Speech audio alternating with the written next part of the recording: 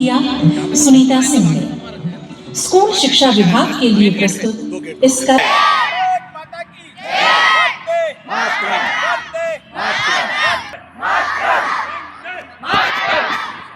महोदय ताकि भारत वंदे वंदे। हम सभी के साथ साथ पूरे देश के लिए बड़ा स्वर्णिम दिन है। आज युवाओं के प्रेरणा स्रोत, युवाओं की शक्ति के पुंज स्वामी विवेकानंद जी की जन्म जयंती के उपलक्ष्य में युवा दिवस पूरे देश में मनाया जा रहा है। स्कूल शिक्षा विभाग आप लोगों ने मंत्री डॉक्टर मोहन जी यादव का संदेश का वाचन सुना, क्योंकि ये शिक्षा का कार्यक्रम है, इसलिए मैं भी मध्य प्रदेश स्कूल शिक्षा समिति के सदस्य के नाते आप सभी को युवा दिवस की बहुत बहुत शुभकामना प्रेषित करता हूँ, बधाई प्रेषित करता हूँ। हमारा जो भारत देश है ये विश्व गुरु है और वर्तमान में पूरे भारत को अपना मार्गदर्शन दे रहा है, क्योंकि भारत की जो संस्कृति थी वो प्राचीन संस्कृति, और प्राचीन संस्कृति के साथ साथ भारत को पहले आर्यावर्त कहते थे कि सबसे पहले आर्यों ने भारत में आकर अपनी संस्कृति का विस्तार किया था सिंधु नदी के तट पर। आर्यों की संस्कृति के साथ साथ दूसरा विकास भी हमारी नदियों के तट पे हुआ है, चाहे वो झेलम नदी का तट हो, चाहे नर्मदा नदी का तट हो, चाहे गंगा नदी का तट हो, चाहे सरस्वती नदी का तट हो। इन तटों पर अपनी संस्कृति को पल्लवित करते भारत को हर क्षेत्र में उस समय, हम चाहे मंदिरों के निर्माण की कला हो, चाहे खेती की कला हो, चाहे वैज्ञानिक उपकरणों का विकास हो, भारत समृद्ध था, साहित्य था।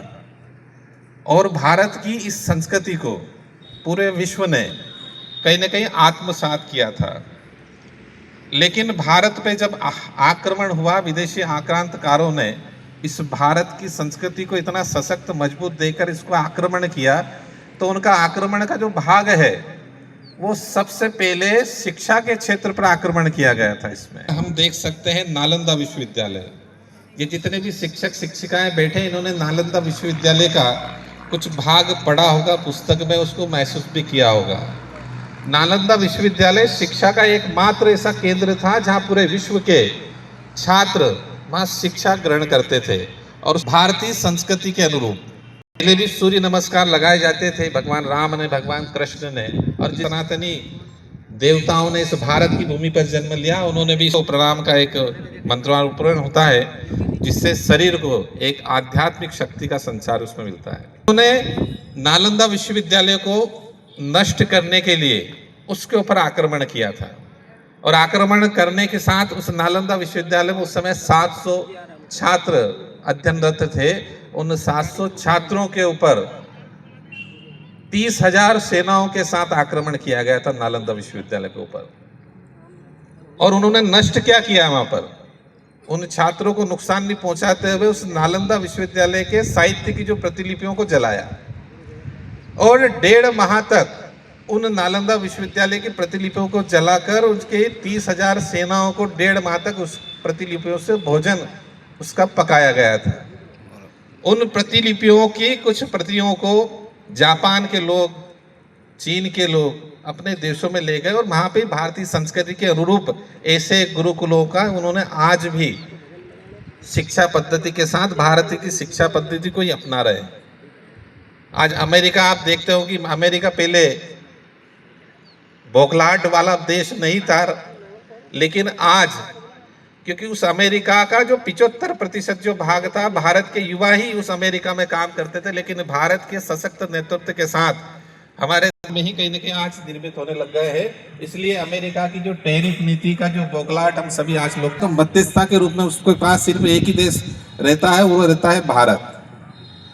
और आज भी भारत की जो शिक्षा पद्धति के अनुसार हम सभी लोग शिक्षा ग्रहण कर रहे हैं।